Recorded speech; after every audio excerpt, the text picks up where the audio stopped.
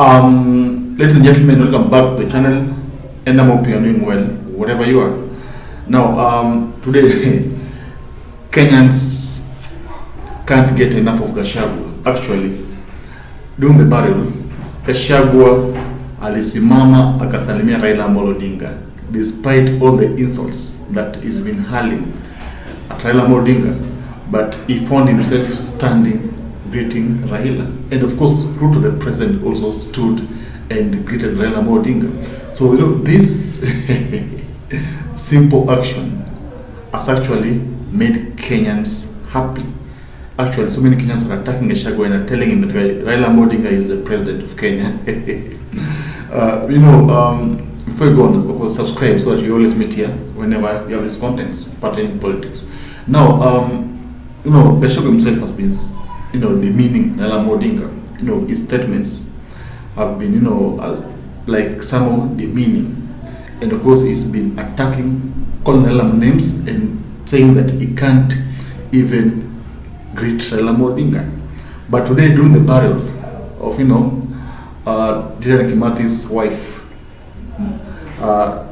Raila's entry, the reception was massive, and you saw how people, celebrated on seeing Raila Amolo Odinga entering, the event.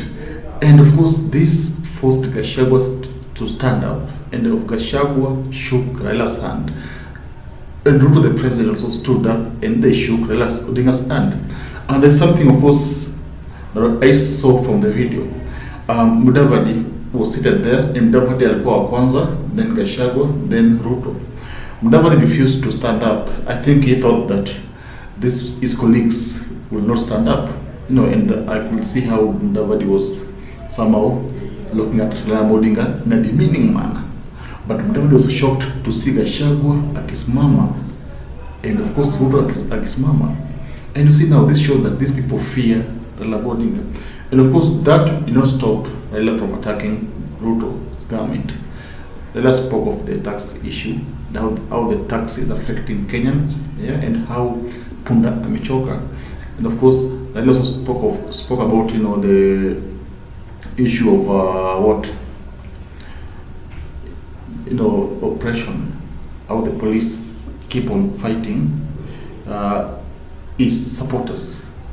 You see now, and of course Ruto also fought back and told Raila Amolo Odinga that he is the president, and of course needs to be given time to do his job. Now you see now what's happening, and that's what transpired in the event. And of course Kenyans are now attacking Gachagua, telling Gachagua, this is the president, Raila is the president. And they're telling Gachagua that you fear Raila Amolo Odinga because you shook his hand and you stood. If it was Gachagua, I think greeting Raila Amolo Odinga, I don't think that Raila would have done the same. Raila angekaa chini, but Gachagua stood, Ruto stood, which is okay because Raila is, I believe, age-wise is bigger than these other people. So I think it's also good to show some sense of respect. Also, that's what happened. And of course, telling me, do you think Gachagua is afraid of Raila Amolo Odinga? Do you think these people are afraid of Raila Amolo Odinga? That's the question I'm posing to you, my viewer. And of course, subscribe there, comment, tell me what you think about this issue.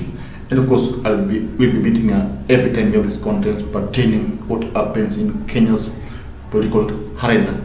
Thank you for watching. I see you soon in the next video.